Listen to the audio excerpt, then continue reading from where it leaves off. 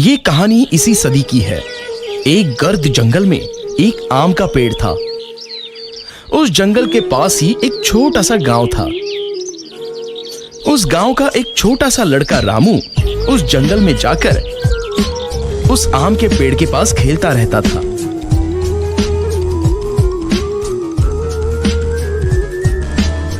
वो उस पेड़ पर चढ़ता, आम खाता और बाद में आराम से उस पेड़ के नीचे एक नींद की झपकी लेता। रामू को पेड़ के साथ खेलना अच्छा लगता, तो उस आम के पेड़ को भी खुशी होती। अब रामू रोज उस पेड़ के साथ नहीं खेलने लगा। एक दिन की बात है, रामू चलते चलते उस पेड़ के पास गया। वो बहुत दुखी था। चलो रामू बेटा, मेरे साथ खेलो। आम के पेड़ ने कहा, मैं अब बच्चा नहीं रहा जो तुम्हारे साथ खेलूं। अब मैं पेड़ के साथ नहीं खेलता। रामू ने जवाब दिया, मुझे अब खिलौने चाहिए और खिलौने खरीदने के लिए पैसों की जरूरत है। रामू आगे बोला, माफ करो बेटा, पर मेरे पास पैसे नहीं है, परंतु तुम आम तोड़ सकते हो और उसे बाजार में जाकर बेचकर पैसे कमा सकते हो। रामू ये सुनते ही खुश हो गया। उसने आम तोड़े, उसे जमा किया और खुशी खुशी वहां से चला गया। लेकिन बहुत दिनों तक रामू वापस उस आम के पेड़ के पास नहीं आया। बेचारा आम का पेड़ बहुत दुखी हो गया। कुछ सालों बाद रामू अब आदमी बन गया था। फिर से उस आम के पेड़ के पास वो आया। आम का पेड़ खुश हुआ और बोला, रामू बेटा, चलो आओ, अरे मेरे साथ खेलो। मुझे तुम्हारे साथ खेलने का टाइम नहीं है, और वैसे भी अब मैं बड़ा हो गया हूँ। मुझे अब मेरे परिवार के लिए काम करना है।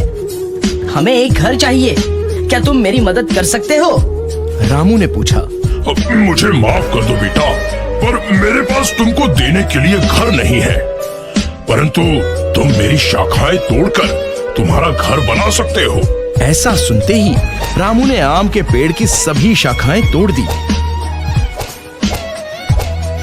और उन्हें साथ में लेकर वहां से खुशी खुशी चला गया। शाखाएं टूटने के बावजूद आम का पेड़ खुश था, परंतु रामू उसके बाद नहीं आया और पेड़ बेचारा बहुत दुखी हुआ। कुछ सालों बाद गर्मियों के दिन में रामू फिर से उस पेड़ के पास आया। पेड़ बहुत खुश हुआ। आओ बेटा, चलो मेरे साथ खेलो। नहीं, अब मैं बूढ़ा हो गया हूँ। अब मुझे जिंदगी आराम से बिताने के लिए नौकायन करना है। क्या तुम मुझे बोट दे सकते हो?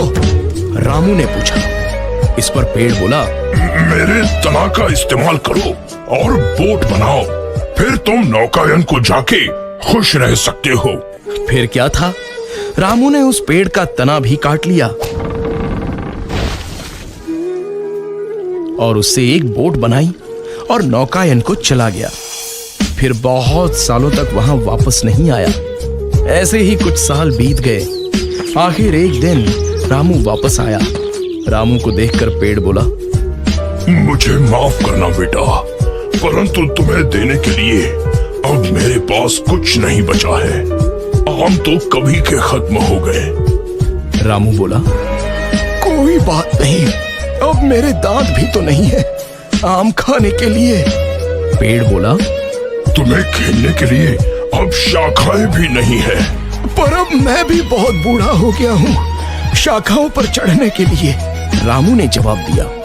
पेड़ इस पर बोला, मेरे पास सचमुच कुछ नहीं बचा है तुम्हें देने के लिए। बस ये मरने वाली जड़ी है मेरे पास।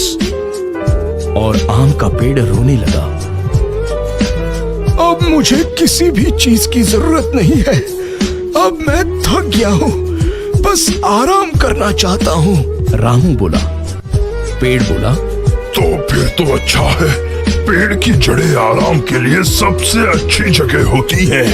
आओ मेरे पास बैठो और आराम करो। रामू नीचे बैठा। आम का पेड़ खुश हुआ और वो रोने लगा।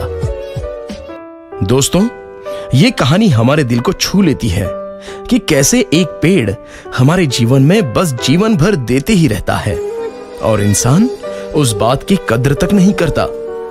पेड़ हमें छांव और फल देते हैं।